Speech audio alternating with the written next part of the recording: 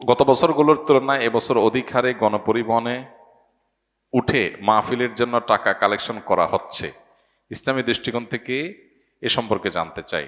যেহেতু মাহফিলের সিজন চলছে, মাহফিলের আয়োজক যারা আছেন তাদের প্রতি আমাদের একান্ত কিছু অনুরোধ আছে। প্রথম অনুরোধ হলো, ঢাকা, চট্টগ্রাম সহ এরকম বড় বড় শহরগুলোতে বা জেলা শহরগুলোতে যারা মাহফিলের আয়োজন করেন, তাদেরকে আমরা কর জোড়ে মিনতি করি যে আল্লাহর ওয়াস্তে আপনারা মাহফিলের মাইক অলিতে গলিতে রাস্তা রাস্তায় দূর দূরান্তে লাগাবেন না। শহরে ঘনবসতি, এই ঘনবসতির কারণে আমাদের মাহফিলের মাইকগুলো যদি শহরের বিভিন্ন বিস্তীর্ণ এলাকা জুড়ে আমরা লাগাই, তাহলে মানুষের জীবনযাত্রা অতিষ্ঠ হয়ে ওঠে। এর মাধ্যমে আপনি ইসলামের উপকার করছেন না, ইসলামের ক্ষতি করছেন। আপনি ইসলামের প্রচার করছেন না, ইসলামের বদনাম করছেন। কারণ ছোট শিশু আছে, বৃদ্ধ মানুষ আছে, যারা হার্টের রোগী, অনেকে আছেন যে একটু জোরে আওয়াজ শুনলে তারা ভয় পেয়ে যান। সেখানে আপনি মাইকের বিকট আওয়াজ দিয়ে আপনি জিকির করছেন, গান গাচ্ছেন, গজল গাচ্ছেন, ওয়াজ শোনাচ্ছেন। এই জোর করে মানুষকে ওয়াজ শোনানোর ইসলাম আমাদেরকে কোরআন এবং হাদিসে শেখানো হয় নাই। এই জন্য মাহফিলের আয়োজকদেরকে হাতে পায়ে ধরে সম্ভব হলে আমি বলতাম, আল্লাহর ওয়াস্তে শহরে যারা মাহফিল করেন, মাইকের ব্যবহারের ক্ষেত্রে প্যান্ডেলের বাহিরে যথাসম্ভব মাইক লাগাবেন না। শহরের মাহফিলে এই জিনিসটা লক্ষ্য করা খুব বেশি জরুরি। আমরা চতুর্পাশে প্রত্যেকটা মহল্লা দেখি প্রতিদিন অগণিত মাহফিল। মেইন বক্তা উঠবে রাত 10টায়।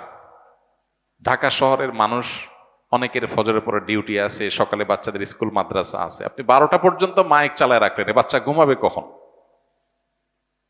দ্বিতীয়ত হলো, এই যে মাইকের বিকট আওয়াজ, ফোনে কথা বলতে পারে না, নিরিবিলি নিজেরা একটু আলাপ করতে পারে না, শান্তিতে থাকতে পারে না, এটা ধর্মের নামে একটা ভুল কাজ। আল্লাহর ওয়াস্তে শহরের মাহফিলের মাইক গলিতে গলিতে মোড়ে মোড়ে লাগায় মানুষকে অতিষ্ঠ করবেন না। এখন আপনি বলবেন, ভাই রাজনৈতিক নেতারা তো লাগায় সমাবেশ করার সময়। রাজনৈতিক নেতারা যদি কোনো খারাপ কাজ করে, তো সেটা আমাদের জন্য উদাহরণ হতে পারে না? তাদের কাজটা যেমন খারাপ, ইসলামের নামে আমি মানুষকে অতিষ্ঠ করতে পারি না, সেটাও খারাপ। গ্রামে যে মাহফিলগুলো হয় সেগুলোতে অবশ্য পুরা গ্রামের মানুষ মাহফিল শোনার জন্য মানসিকভাবে প্রস্তুত থাকে। সেটাও গভীর রাত পর্যন্ত হওয়া উচিত না, অন্য ধর্মের মানুষদের কষ্ট দিয়ে করা উচিত না। এই জিনিসটা আমাদের লক্ষ্য রাখতে হবে। শহরের ঢাকায় বিশেষ করে অনেক মাহফিল আছে যেগুলোর আওয়াজ শোনার পর আমার খুব কষ্ট হয়। একজন মুসলমান হিসেবে মাহফিলের আওয়াজে আমার কষ্ট কেন হবে? কষ্ট এই জন্য হয় যে আমি বুঝতে পারি যে আওয়াজটা বহু মানুষের বিরক্তির কারণ হচ্ছে। এই মানুষগুলো ইসলাম সম্পর্কে বীতশ্রদ্ধ হচ্ছে, বিরক্ত হচ্ছে। জোর করে আপনি তাদেরকে মাহফিল শোনাতে পারেন না।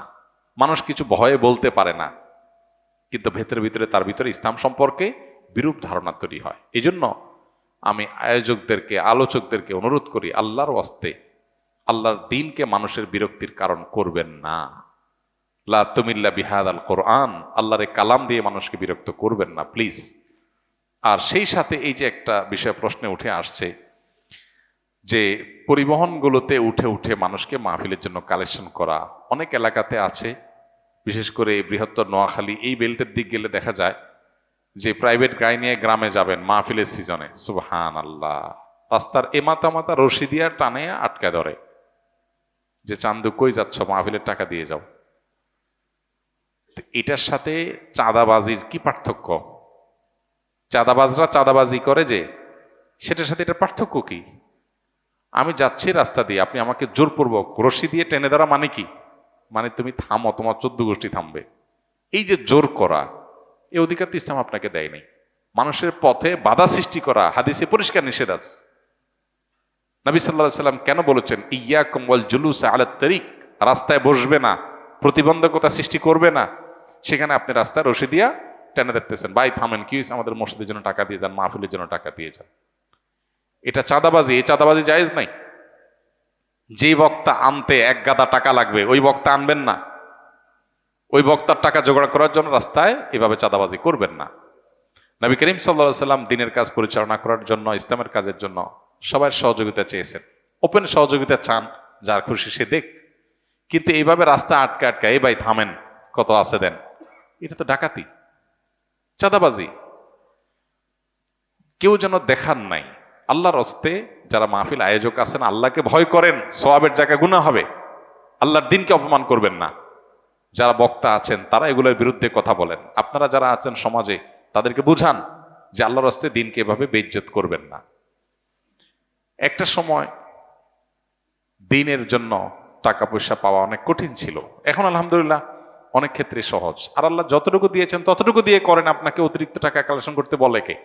এভাবে রাস্তাঘাটে উঠে উঠে মানুষকে বিরক্ত করে জোর করে চাঁদা আদায় করে আপনি মাহফিলে বিশাল লাইট লাগাইছেন, প্যান্ডেল লাগাইছেন, ঝাঁকানাকা করছেন, কি মানে আছে এগুলোর? আল্লাহ তাআলা আমাদেরকে হেদায়েত দান করুন। মাহফিলের আয়োজকদেরকে আল্লাহ তাআলা হেদায়েত দান করুন। আয়োজকদেরকে বুঝায় লাভ নাই, অনেক আয়োজকদেরকে, কারণ অনেক আয়োজকরা আছে যারা এখান থেকে উদ্বৃত্ত টাকা নিজেদের পকেটে, তারা পকেট মানি হিসেবে তারা পরিশ্রম করে, তো ভাগযোগ করে, তারা হয়তো ভাগ পায়। এগুলো ওয়াজে কাজ হবে না। এই জন্য শক্তভাবে সামাজিকভাবে প্রতিরোধ গড়ে তুলতে হবে যে আল্লাহর দিনকে এভাবে অপমানের হাতে ছেড়ে দেওয়া যাবে না। আল্লাহ তাআলা আমাদের ভাইদেরকে যেন বোধোদয় হয় সেই তৌফিক দান করুন।